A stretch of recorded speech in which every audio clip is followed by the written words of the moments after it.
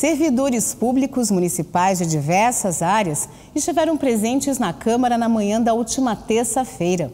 Eles participaram de uma reunião com 13 vereadores para discutir a implantação do Regime Jurídico Único, o RJU. Também participaram do encontro representantes de associações e o presidente dos sindicatos dos servidores, Pedro Zanotti Filho. Pedro ressaltou a importância do encontro e lamentou a ausência dos vereadores do PT. É triste, esse legislativo hoje, ele tem 9 vereadores do Partido dos Trabalhadores, do PT. 9 vereadores. Não tem nenhum aqui, nenhum para representar a bancada, para dizer assim, eu estou para representar a bancada dos 9, para ouvir os trabalhadores falando. Nenhum veio. Tem vereadores de todo o partido, nenhum veio. Mandou assessoria. Então, assim, na minha opinião, um projeto de tamanha envergadura, 721 itens, certo? Que faz uma economia em torno de 300 milhões de reais para o governo, em cima das costas dos trabalhadores. E uma pessoa que é vereadora, eleita pelo Partido dos Trabalhadores, 9, nenhum ficar para representar a bancada porque tem outros compromissos. Eu acho que os outros vereadores também tinham outro compromisso. Eu não sei nem o tamanho do compromisso, mas se por respeito aos trabalhadores, por respeito aos servidores, deveriam, no mínimo 1 ou 2, ter mandado os assessores para o outro compromisso, mandava 7 vereadores para o outro compromisso e ficava 2 aqui. Eu acho que era o mínimo. Os 9 ter ido em outro compromisso é muita cara de pau mesmo, viu? A administração hoje coloca que o RJU é bom para o servidor seletista e é bom até para o servidor estatutário. Da maneira que está, não é bom. Nós conhecemos vários estatutos, não que, alguns, até para nós entender esse conjunto. Nós sabemos que a questão do RJU é constitucional. Uma hora vai ter um regime jurídico único e até tem que ter um regime jurídico único, certo? Porque também não há justiça aonde você ter 2 tipos de servidor, um tipo considerado casta e a outra não. Porque nós temos hoje isso. Nós temos um tipo de servidor e o outro tipo de servidor. Tem que ter um tipo só de servidor, com os mesmos direitos. Mas esse projeto, do jeito que foi apresentado, ele faz o seguinte, ele joga todo mundo para baixo. Que essa não é a intenção. Essa não é a intenção. A intenção é, historicamente, todas as diretorias que passaram pelo sindicato brigou por isso, por um regime jurídico único. Mas um regime jurídico único que o servidor seletista não perca nada. E os atuais estatutários também não percam nada. Que faça um conjunto, sim, de uma lei, aonde daqui 10, daqui 20, daqui 30 anos, nós temos condições de continuarmos na prefeitura de Guarulhos, porque sinceramente, da maneira que está, eu acredito, a maioria, professores, trabalhadores da saúde, esses trabalhadores, eles vão embora. A representante da Comissão Mista de Servidores, Elaine Minatti, destacou alguns pontos importantes do atual projeto. Ela falou sobre a possível não incorporação dos adicionais por tempo de serviço no salário dos servidores, como quinquênio e sexta parte. É a contagem de tempo que o seletista não vai carregar quando da migração.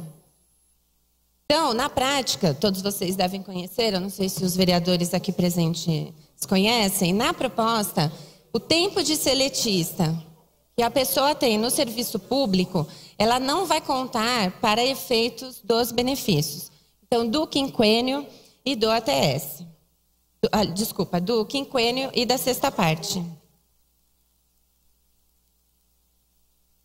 Nós entendemos que talvez essa proposta tenha sido até feita sem cálculo, sem um cálculo prévio, mas assim, na simples perspectiva de não conferir isso ao seletista. Nós temos números que inclusive são números até maiores do que a realidade, porque eles totalizam 20 mil servidores que migrariam E, na verdade, vão migrar só 18 mil. Então, possivelmente, nesse número, a gente tenha as pessoas que eles estão impossibilitando de migrar, que são as pessoas que têm, que faltam 5 anos para se aposentar. Então, por exemplo, quem hoje, dentro da realidade do seletista, teria um ATS para receber 5%, em torno de 5.400 servidores. 2 ATS, 3.000, em torno de 3.500. 3 ATS, em torno de 1.700 servidores. 4 ATS, em torno de 2.000 servidores. E 5 ATS, em torno de 853. Hoje, dos seletistas que não teriam direito, porque ainda não têm 5 anos, nós temos em torno de 6.500 servidores. Então, vereadores, se vocês observarem, vai existir um escalonamento e nós não estamos falando que todos os servidores, por exemplo, terão direito a 5 ATS, que seriam, no caso, 5 quinquênios. O que a gente percebe, inclusive, é que esses servidores que teriam um número maior de quinquênio são aqueles, inclusive, que menos ganham. São os braçais, o pessoal da poda da árvore.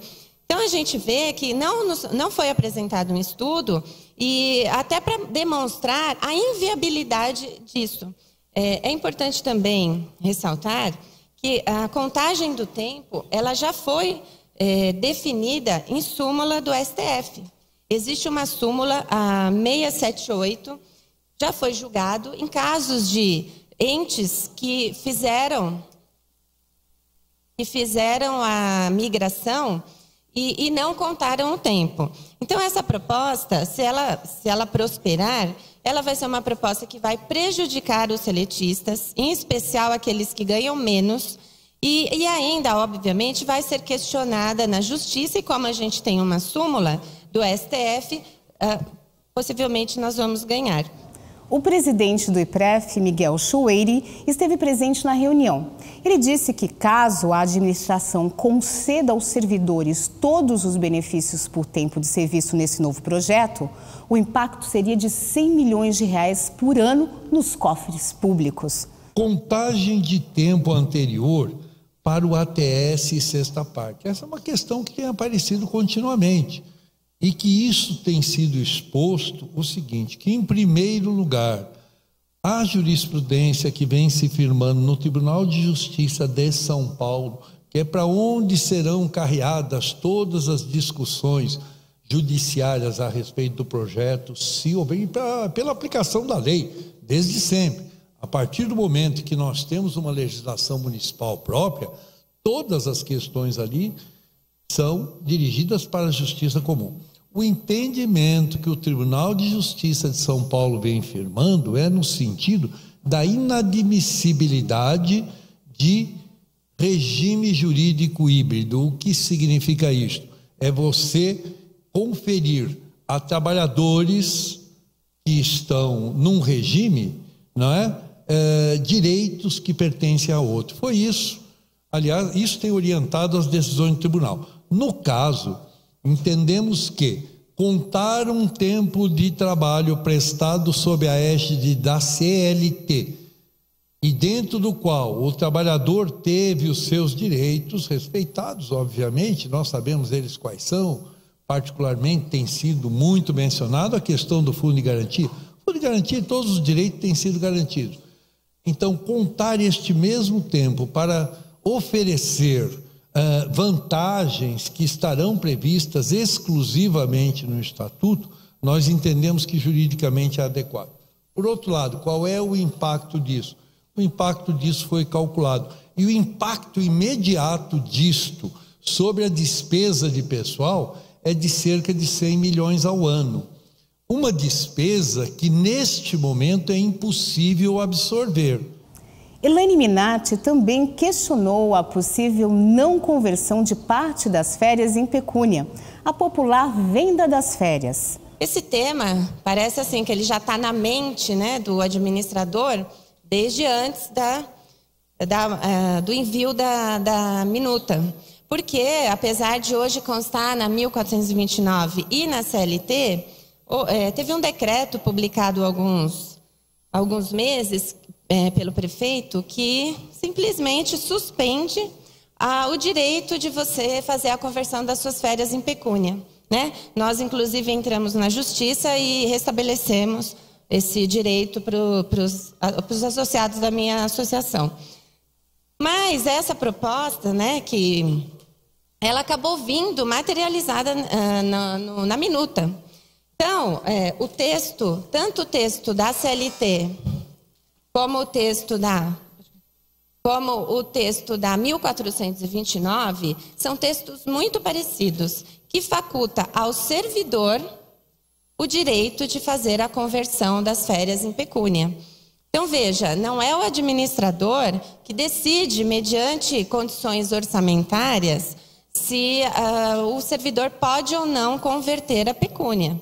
Isso está na CLT, na lei trabalhista máxima do país, e o nosso código, ele acompanhou e melhorou, porque a 1429, ela dá o direito da gente converter até 15 dias, e a CLT 10 dias.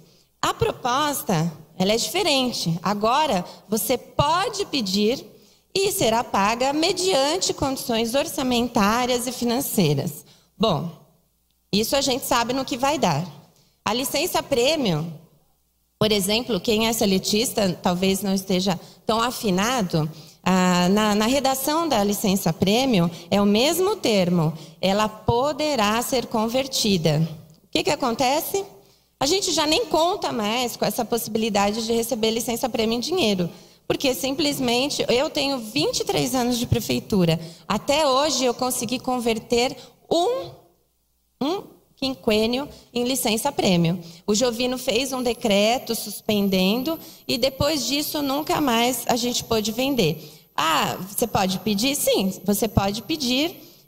Os casos demoram para ser analisados e, em geral, você tem que convencer para que você faça a venda. Então, e que eles te vendam. Ou você tem que convencer como?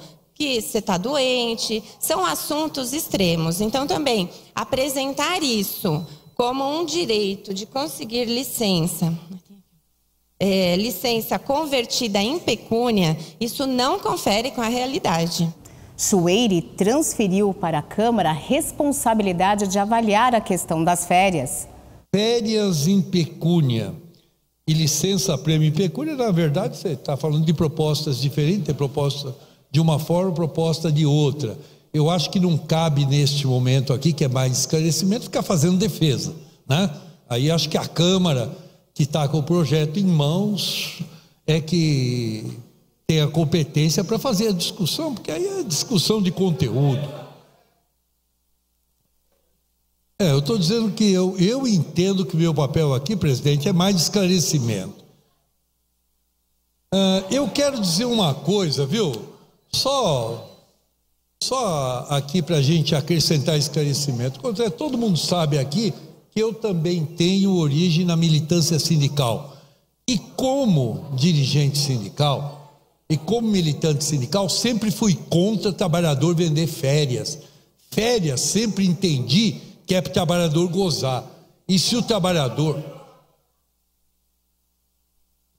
Eu entendo que pensem de outra forma, eu vejo hoje um tanto surpreso dirigente sindical defendendo isso, mas tudo bem, cada um tem sua visão. Só estou dizendo que do nosso ponto de vista, a gente sempre defende... Pessoal, vamos garantir a fala, por favor. A gente sempre defendeu férias gozadas, e é isto, priorizar o gozo das férias, assegurar. Nós temos regras na lei colocadas ali, nós temos regras colocadas, certo? Impondo às chefias, certo? Que não cancele as férias do servidor, certo? Nós temos... A política é garantir que o trabalhador consiga gozar suas férias. Só lembrando que na CLT, a possibilidade de converter em pecúnia não foi reivindicação do trabalhador, foi reivindicação de patrão que queriam acabar com a férias e botar o pessoal para trabalhar. Só lembrando, tá?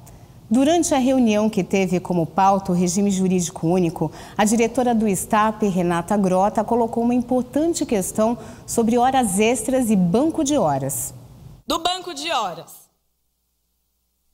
Bom, hoje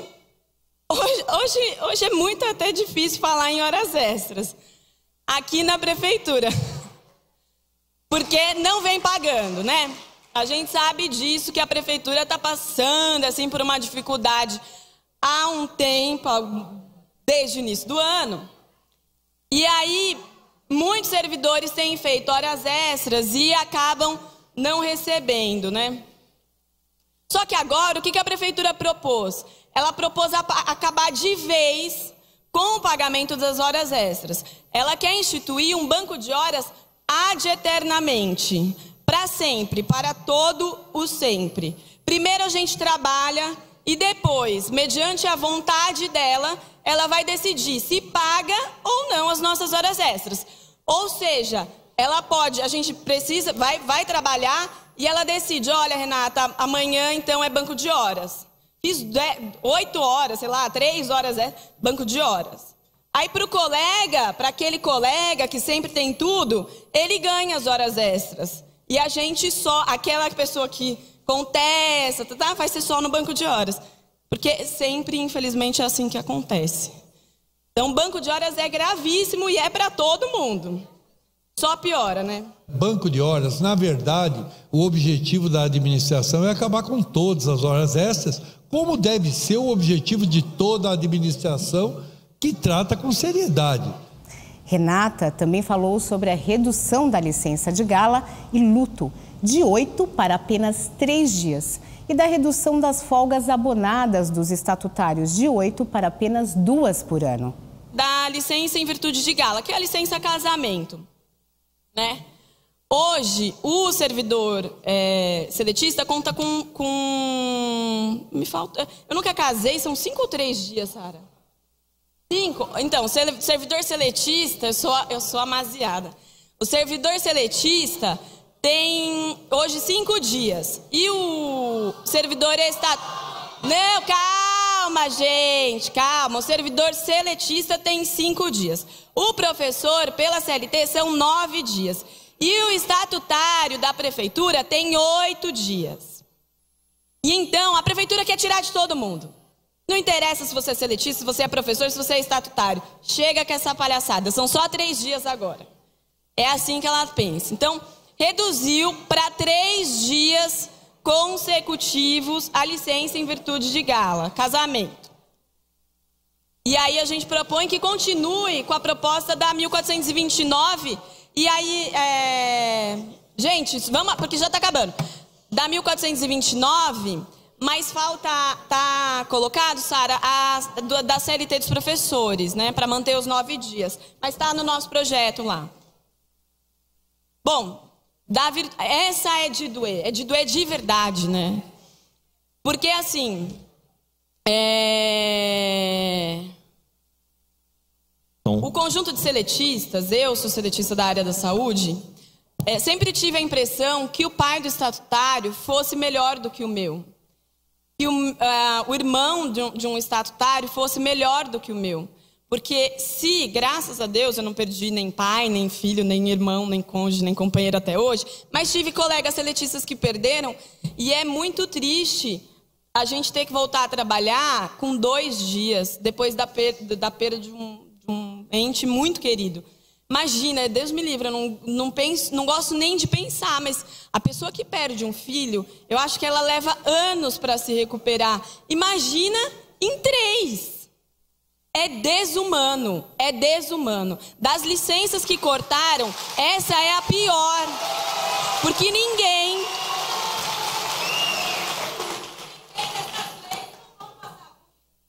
Porque ninguém que propõe um negócio desse vai ter que cumprir os 3 dias. Porque ele pode ir e voltar do serviço a hora que ele quer. Porque a gente que precisa comprovar, fica muito difícil. Enfim, as abonadas. Que é o artigo 115 da 1429, o famoso artigo 115 da 1429, E aí todos nós seletistas sonhávamos com um dia de termos as nossas 8 abonadas. E aí vem a prefeitura com um banho de água fria e diz, não, agora é 2 para todo mundo. Se quiser, tá de bom tamanho, se não quiser, é assim. Só que o que acontece? As ausências abonadas, as 815, ela não é só porque o estatutário ele precisa de mais dias para folgar. Não é por isso. Tem um fator, 2 fatores que precisam ser considerados e que são importantes, vereadores. Um deles é que o estatutário não tem fundo de garantia por tempo de serviço, o famoso FGTS. E aí, quando a gente soma as 8 abonadas em 5 anos, ela dá uma diferença com a licença-prêmio dos 3 anos, somando lá dá 5 anos de salário igual ao FGTS, aproximadamente. Essa é uma dos fatores. O outro é que tem meses de 31 dias.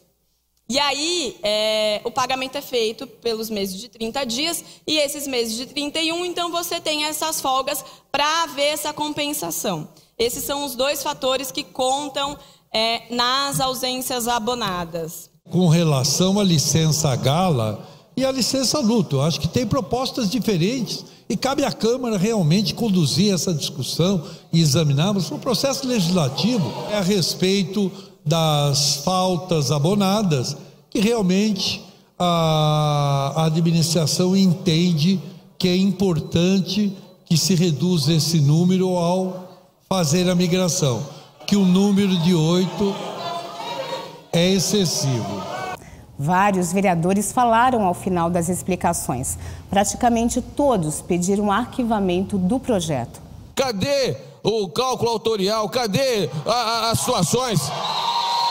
Olha, 4,5 milhões foi pago para essa Fundação Getúlio Vargas. A primeira coisa que teria que vir para a Câmara Municipal era o cálculo de aposentadoria dos funcionários. Era a primeira coisa, para ver se tem dinheiro. E não veio, vereadores, não veio o cálculo autorial. Não podemos votar de jeito nenhum num pedido desse. Tem que ser arquivado urgentemente esse processo. E no meu entendimento, quando o superintendente da IPREF veio aqui falar, o Miguel Chueri, ficaram vários pontos sem explicações plausíveis, né? Eu gostaria primeiro que a prefeitura apresentasse a conta, segundo os cálculos preliminares, que não foi falado aqui, nem no projeto consta. Então a gente não sabe. Não estou falando só de cálculo atorial, não. Estou falando de cálculo mesmo, impacto orçamentário. Não foi colocado no projeto isso. Como é que um vereador tem condição de votar algo que você não sabe se impactará ou não? A gente ouve que isso impactará 300 milhões, né? Vai tirar 300 milhões do funcionário para repor os cofres públicos, coisa que não foi vocês que fizeram. Foi realmente uma inabilidade, uma incompetência administrativa do Poder Público Executivo. Outro ponto não explicado, 80% dos funcionários do CLT estão abaixo do teto. Logo, se essa lei vigorar, todos esses serão prejudicados na aposentadoria. Isso é fato, né? Não sou eu que estou falando, são os estudos preliminares. Outra questão que eu gostaria de falar. Tem vício formal, senhor presidente. Esse projeto de lei tem vício formal. Logo, se tem um vício formal, tem ilegalidade. Ele não contou com a participação, ponto 1, não contou com a participação dos servidores, infringindo o parágrafo 2º do artigo 92 da Lei Orgânica Municipal. O texto retira vários benefícios da classe, contrariando o parágrafo 1º do mesmo artigo. E o terceiro, o cálculo atorial não consta no projeto, logo impede análise técnica. Ou seja, existe muitos vícios formais, existe ilegalidade. Sem contar a ilegalidade, existe imoralidade, que é retirar o dinheiro, retirar benefícios dos senhores. Então é por isso que eu digo, senhor presidente, para encerrar, o Partido dos Trabalhadores cometeu estelionato eleitoral. Nada disso foi falado para os senhores antes de votar neles. E agora estão cometendo um estelionato eleitoral. Querem retirar do bolso dos senhores para repor a incompetência administrativa deles. E para concluir, senhor presidente, o superintendente do IPREF, Miguel Chueri, disse aqui em alto bom som, algumas vezes, né, e todos aqui ouvimos, que vários problemas dessa lei do RJU compete à Câmara analisar. Então são vários problemas. Se compete a nós, eu faço o encaminhamento e já protocolei isso semana passada. Eu faço o encaminhamento para que nós arquivemos esse projeto, porque do jeito que está, não dá. Vamos arquivar. Se compete a essa casa, então vamos arquivar. Foi falado pelo Executivo, foi falado aqui. Conclui, vereador. Por quem representa o Executivo. Compete a essa casa. Então, se compete a essa casa, vamos arquivar. Os vereadores disseram ser impossível salvar o projeto com emendas. A meu ver, como advogado, o vereador Guti acabou de se referir, esse projeto ele é impossível de saneamento. Ele tem vícios formais que poderia ter sido observado, e se assim tivesse ocorrido, talvez essa reunião aqui não estaria ocorrendo.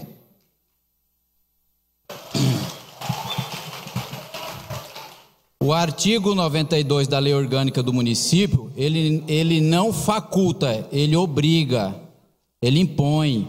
Se interpretar a letra, ela é bem clara nesse sentido. Me parece que o projeto chegou na casa sem cumprimento desses requisitos. O edital, a assembleia, tudo mais aquilo que um sindicato normalmente faz. Então, quando não atendeu este requisito, entendo eu que cabe ao presidente da casa, nem precisa passar pelo plenário, do arquivamento liminarmente desse projeto. Então, senhor presidente, Vossa Excelência tem uma grande responsabilidade nessa hora como presidente do Legislativo. A Vossa Excelência é guardião da lei orgânica do município, a Vossa Excelência é guardião do regimento interno, tem várias irregularidades no projeto. O artigo 92 da lei orgânica, o senhor tem que fazer cumprir. Vossa Excelência tem que devolver imediatamente esse projeto ao Executivo. Por quê, senhor presidente? Isso aqui, senhores, está mais para uma peça orçamentária do que para um regime jurídico único. Outros parlamentares também se pronunciaram em favor do servidor público. Eu deixei bem claro, na reunião que teve com o governo, Celestino, os vereadores, falei com o prefeito, mas ele não gostou muito bem não, e o Miguel estava lá também, ao qual eu cumprimento. Ouça os trabalhadores. E quem é os trabalhadores? Quem representa os trabalhadores na categoria? O sindicato. Então tem que ouvir. Deixei claro, o sindicato representa e tem associações. Ouçam também. Porque, como eu falei em outra sessão anterior, o país que nós nos encontramos hoje é só tirando o direito dos trabalhadores. Isso não é só na categoria de vocês. É na minha também, no qual eu estou como diretor do Sindicato Metalúrgico de Guarulhos e região. Agora, eu não vi, e pergunto às senhoras e aos senhores, vocês já viram algum patrão fazer algo favorável para a classe trabalhadora? Aí que entra o movimento sindical, para discutir as cláusulas que estão sendo pontuadas dentro de uma negociação. Jamais um movimento sindical vai ser favorável a banco de horas, Miguel. Nunca. Nunca. E também não vem dizer, por exemplo, da hora extra, que alguns sindicalistas são a favor. Diz já, hora extra. Diz hora extra. Então quer dizer o quê? O extra. Não tenha que exceder a lei daquilo. Não tenha que exceder a lei daquilo. É um meio também de você já ter um extra. Porque o salário que nós ganhamos no nosso país é uma infâmia. Então por que não pode ter? Pode sim, Romildo. Desde que seja negociado com eles aqui, com o sindicato. É isso que o movimento sindical entende. Eu acho a injustiça dos nossos direitos, que já adquiridos já pela CLT, que nos garantiu, os direitos como estatutários, eu acho que não deveríamos abrir mão, enquanto funcionário.